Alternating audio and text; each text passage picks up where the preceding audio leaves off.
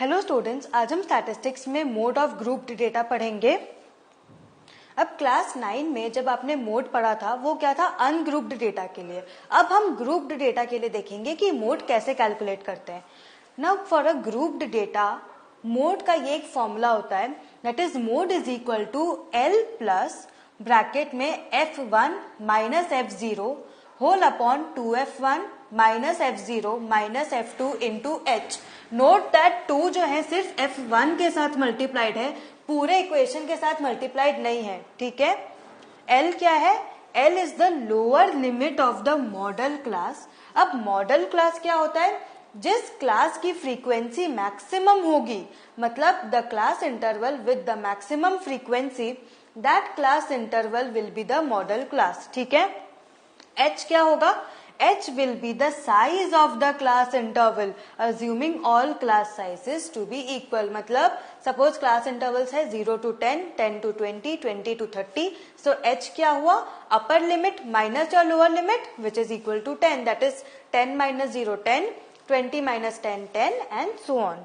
F1 क्या है, F1 is the frequency of the modal class, ठीक है। मतलब जो मॉडल क्लास होगा, मतलब जो हाईएस्ट फ्रीक्वेंसी मैक्सिमम फ्रीक्वेंसी जो होगी वो होगा F1। F0 क्या होगा, frequency of the class preceding the modal class, मतलब जो भी क्लास की जो मैक्सिमम फ्रीक्वेंसी होगी उसके जस्ट एक पहले जो भी फ्रीक्वेंसी होगा वो क्या होगा, F0, ठीक है। एंड F2 क्या होगा, frequency of the class succeeding the modal class. Succeeding मतलब जो भी मॉडल क्लास है, मतलब जो भी मैक्सिमम फ्रीक्वेंसी जो है उसके बाद जो फ्रीक्वेंसी आएगी वो होगी F2। अब आपको लगेगा कि आपको कंफ्यूजन हो सकता है कि F0 एंड F2 क्या था, तो ऐसे याद रखो, देखो हमेशा 0 1 2 होता है।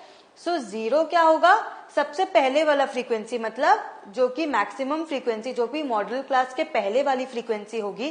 F1 क्या होगा, जो कि मैक्सिमम फ्रीक्वेंसी है जो मॉडल क्लास के just corresponding to modal class है। F2 क्या होगा, मॉडल क्लास के बाद वाला फ्रीक्वेंसी। सो ऐसे आप नहीं भूलोगे, ठीक है। नेक्स्ट, अब हम एक एग्जाम्पल से समझते हैं। The wickets taken by a bowler in 10 cricket matches are as follows, ठीक है। मतलब कि 10 क्रिकेट मैचेस में बॉलर ने इतने नंबर ऑफ विकेट्स लिए, that is 0 1 2 3 4 5 6 number of wickets, and number of matches कितने थे, 1 1 3 2 1 1 1। Find the mode of the data, ठीक है। सो अब देखो यहाँ पे ये हम टैली मार्क्स के थ्रू कर सकते हैं। मिनिमम क्या है 0 एंड मैक्सिमम क्या है 6, ठीक है। नंबर ऑफ विकेट्स की बात हो रही है। सो अब देखो यहाँ पे 2 में कितना है 3, देखो 2 में कितना है 3, दिस इज 1 2 एंड 3, करेक्ट। 0 में कितना है 1, क्योंकि 0 एक ही बार आ रहा है। 3 कितनी बार है, 2 बार, देखो 1 एंड 2, समझ आए। सो अब मैक्सिमम फ्रीक्वेंसी किस में है, 2 में। Number of maximum frequency that is number of matches आपका क्या हो गया, F। So maximum frequency is 3 यहाँ पे, एंड वो किसके कॉरेस्पॉन्डिंग है, 2 के। So therefore number of wickets is 2, so mode of the data is 2। देखो 2 is the number of wickets taken by the bowler in the maximum number of matches, that is 3. So the mode of this data is 2, ठीक है, समझ आया। Next, a survey conducted on 20 households in a locality by a group of students resulted in the following frequency table for the number of family members in a household। मतलब क्या कि एक survey conduct किया गया 20 household, मतलब 20 घरों में, जिसमें हमें पता चला कि हर एक घर में कितने नंबर ऑफ फैमिली मेंबर्स हैं। सो हमें क्या करना है, we need to find the mode of this data. अब देखो फैमिली साइज क्या है, 1 to 3, 3 to 5, 5 to 7, 7 to 9, 9 to 11। Class size मतलब क्लास डिफरेंस देखो कांस्टेंट है। 1 to 3 के बीच में कितना डिफरेंस है, 2। 3 to 5 के बीच में 2, 5 to 7 के बीच में 2, 7 to 9 के बीच में 2, एंड 9 to 11 के बीच में 2, मतलब सही है। नंबर ऑफ फैमिलीज कितनी है, 7 8 2 2 1। इसका मतलब कि 7 फैमिलीज में नंबर ऑफ मेंबर्स 1 to 3 के बीच में है। Similarly for example two families में नंबर ऑफ मेंबर्स किसके बीच में है, 7 to 9 के बीच में। समझ आया? आपको क्या करना है, मोड। अब देखो यहाँ पे ये देख सकते हो कि जो फ्रीक्वेंसी है वो अनइवन है, जैसे 7, 8, 2, 2, 1। सो इससे क्या आप ढूंढ पाओगे कि कौन सा क्या मोड होगा? नहीं ना। सो इसीलिए अब हम क्या करते हैं, हम वो वाला फॉर्मूला यूज करेंगे जो हमने फर्स्ट स्लाइड में देखा। ठीक है ना। सिंस अब देखो हमें मॉडल क्लास चाहिए।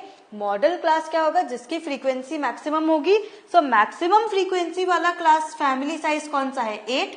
सो क्योंकि 8 मैक्सिमम फ्रीक्वेंसी है एंड वो 3 to 5 क्लास साइज में लाई करता है, मतलब वो 3 to 5 क्लास साइज का फ्रीक्वेंसी है, इसका मतलब मॉडल क्लास क्या होगा, 3 to 5। Correct? So since the maximum class frequency is 8 and the class corresponding to this frequency is 3 to 5, so the model class is 3 to 5। समझ आया? मतलब कि जो क्लास साइज के सामने मैक्सिमम फ्रीक्वेंसी होगी वो क्या होगा, मॉडल क्लास। सो नाउ अब क्या करोगे, फॉर्मूला के लिए आपको सब्स्टिट्यूशन चाहिए। क्या क्या चाहिए, L, H, F1, F0 and F2। So L क्या होता है, L is the lower limit of the modal class. So 3 to 5 में लोअर लिमिट क्या हुआ, 3 एंड अपर लिमिट क्या हुआ, 5। करेक्ट? सो L क्या होगा, 3। H size of the class interval, upper limit minus lower limit क्या होगा, 5 minus 3 which is equal to 2। F1 that is frequency of the modal class. 3 to 5 का frequency क्या है, 8। So F1 that is frequency of the model class is 8. F0 क्या होगा, frequency of the class preceding the model class। मतलब यहाँ पे अगर 3 to 5 आपका मॉडल क्लास है, so class preceding the model class क्या होगा, 1 to 3। मतलब 3 to 5 के पहले क्या आ रहा है, 1 to 3, उसकी फ्रीक्वेंसी क्या है, 7। सिमिलरली F2 क्या होगा, frequency of the class succeeding the modal class. Succeeding मतलब मॉडल क्लास के बाद आता है। सो 3 to 5 के बाद 5 to 7 आता है। करेक्ट? सो उसकी फ्रीक्वेंसी क्या है, 2। सो F0 क्या होगा, 7 एंड F2 क्या होगा, 2। समझ आया? F0 is 7 and F2 is 2। सो अब क्या करोगे, substitution. Formula substitution carries marks, मैंने आपको बहुत बार बोला है, इसीलिए सबसे पहले फॉर्मूला लिखोगे, उसके बाद वैल्यू सब्स्टिट्यूट करोगे। इसमें आप कोई स्टेप स्किप नहीं करोगे। सो मोड क्या होगा, L प्लस ब्रैकेट में F1 minus F0 whole upon 2F1 minus F0 minus F2 into H। So L क्या था, 3 plus F1 is 8 minus 7 whole upon bracket में 2 मल्टीप्लाइड बाई 8, क्योंकि F1 कितना था, 8 minus 7 minus 2 multiplied by 2। So ये क्या हुआ, 3 as it is, 8 minus 7 is 1, 1 into 2 2 whole upon 16 minus 9, 16 minus 9 कितना होता है, 7। सो अब क्या करोगे, या तो अब इसका एलसीएम ले लो, या तो फिर 2 डिवाइड बाई 7 कर दो एंड उसमें प्लस 3 कर देना, जैसे आपकी मर्जी। सो आपको फाइनल आंसर क्या मिलेगा, 3.286। ठीक है, समझ आया?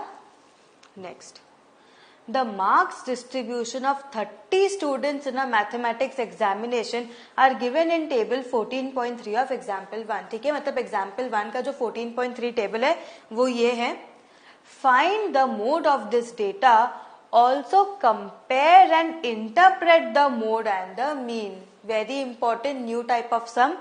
इसमें क्या बोल रहा है कि 30 स्टूडेंट्स ने जो मैथमेटिक्स में मार्क्स स्कोर किए थे उसका डिस्ट्रीब्यूशन दिखा रहा है।